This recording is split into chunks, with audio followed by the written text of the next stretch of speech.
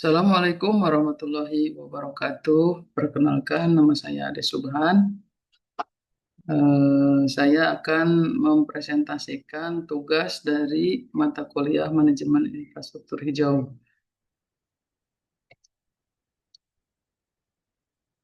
Untuk tugas kali ini, saya akan mempresentasikan dengan tema transportasi sistem drainase kota, refleksi teoritis dan studi kasus efektivitas bioswales sebagai solusi pengendali banjir dan polusi.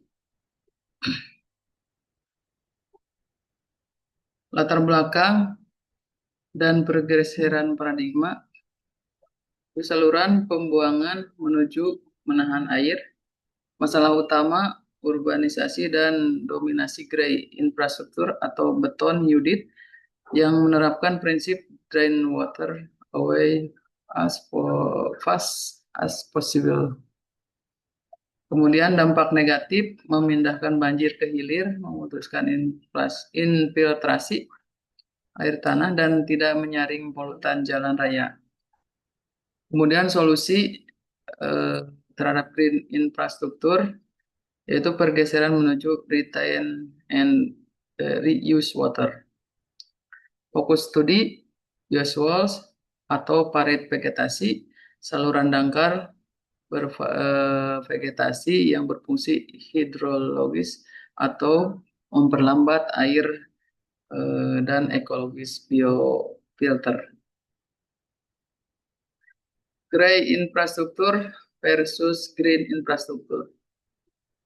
Dengan parameternya mekanismenya antara drainase beton atau gray infrastruktur dengan bioswale atau green infrastruktur. Mekanismenya yaitu mengalirkan air secepat mungkin untuk drainase beton gray dengan kecepatan tinggi, sedangkan bioswales memperlambat aliran dengan kekasaran vegetasi. Kemudian untuk kualitas air, drainase beton itu tidak ada penyaring polutan langsung ke sungai. Kemudian untuk bioswales, biofiltrasi menyaring sedimen dan polutan via tanah atau tanaman. Kemudian parameter infiltrasinya kedap air atau impermeable untuk drainase beton, sedangkan untuk bioswales yaitu lolos air atau permeable mengisi air tanah. Kemudian parameter estetika kaku, panas tanpa nilai ekologis, sedangkan untuk bioswales menahan ruang hijau dan habitat serangga. Kemudian dialektika dan kesenjangan regulasi, konsep infrastruktur hibrida. Belajar dari Cheong Ging Cheo di Seoul, mengubah jalan layang beton menjadi koridor sungai alam, tidak menolak beton sepenuhnya, tapi mengintegrasikan struktur sipil dengan ekosistem alami. Kemudian analisa kesenjangan atau gap analisis di Indonesia, regulasi Permen PU nomor 12 2014 sudah mewajibkan eko drainase atau resapan. Kemudian realita masih didominasi paradigma lama yaitu saluran beton tertutup. Pelajaran kegagalan proyek diantaranya proyek Hambalang, pentingnya memperhatikan karakteristik tanah, eh, geoteknik, kemudian porosity, bahaya greenwashing atau label hijau tanpa fungsi ekologi nyata. Kemudian bioswales dalam kerangka SDGs yaitu kontribusi terhadap Sustainable Development Goals, di antaranya SDG 6 yaitu air bersih, di mana biofiltrasi limbah cair jalan raya, di antaranya minyak, logam berat, dan lain-lain sebelum masuk ke air tanah.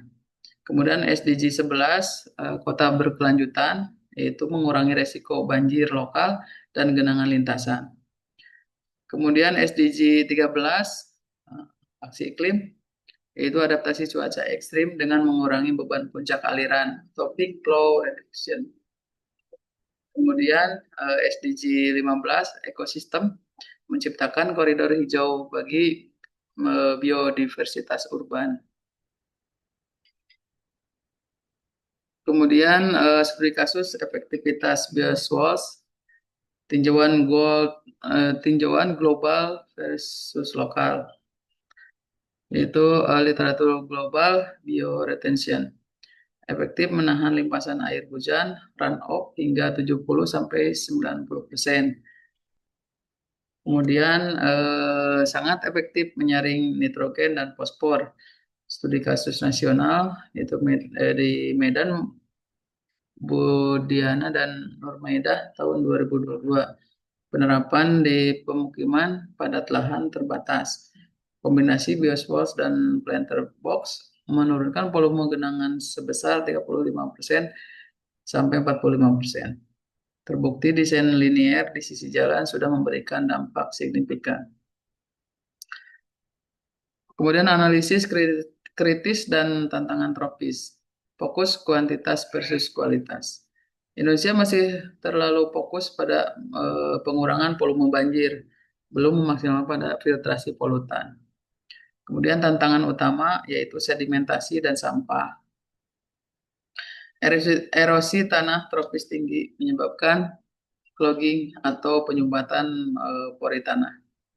Solusi desainnya yaitu memerlukan bak kontrol sedimen atau sedimen trap di bagian hulu sebelum air masuk ke area vegetasi.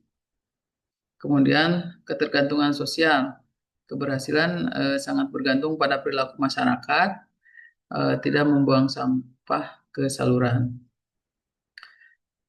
Kemudian kesimpulan reflektif itu perubahan paradigma, harus beralih dari rapid disposal ke retain and filter. Multifungsi bioswales bukan hanya saluran air, tapi juga biofilter polutan, mendukung SDG 6-11. Kemudian efektivitas terbukti, studi kasus lokal membuktikan penurunan genangan 35-45%. Kemudian kunci keberhasilan manajemen sedimen dan partisipasi aktif masyarakat dalam pemeliharaan. Kemudian saran dan rekomendasi, regulasi mewajibkan prinsip ekodrainase pada proyek revitalisasi trotoar dan jalan perumahan baru. Adaptasi desain wajib menggunakan sedimen trap atau penangkap lumpur untuk mencegah penyumbatan akibat erosi tropis. Kemudian edukasi meningkatkan kesadaran kolektif bahwa saluran air bukan tempat sampah demi keberlanjutan fungsi drainase. Penutup, transisi menuju infrastruktur hijau bukan sekedar mengganti material konstruksi, tetapi mengubah cara pandang kita terhadap air dari ancaman yang harus dibuang menjadi aset yang harus dikelola. Demikian yang bisa saya sampaikan. Terima kasih atas perhatiannya. Saya ucapkan terima kasih. Billahi taufiq wal hidayah. Wassalamualaikum warahmatullahi wabarakatuh.